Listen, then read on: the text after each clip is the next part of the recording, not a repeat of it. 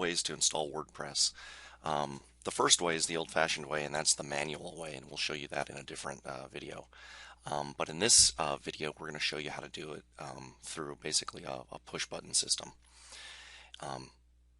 called Fantastico. There's another push-button system called Simple Scripts, which some other web hosts use. But for the purposes of this video, we're going to use Fantastico. So if you log into your cPanel and scroll down to Fantastico Deluxe,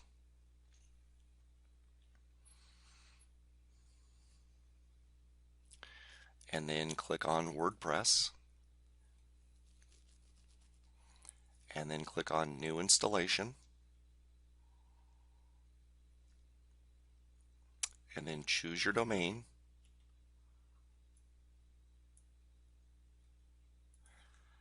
and then type in admin and some kind of password, and then choose an admin nickname, and then type in your email address,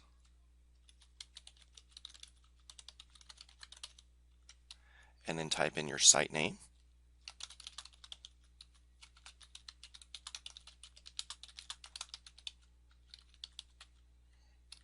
and then type in a description.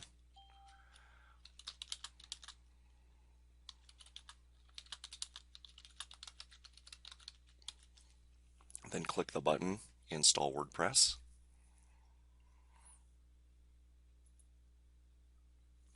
And note several things. You want to write down what your database name is and your database username is. And you also want to make sure that the URL is right.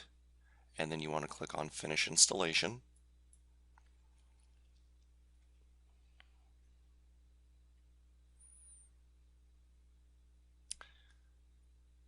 And then what you want to do is you want to show, you want to record your password.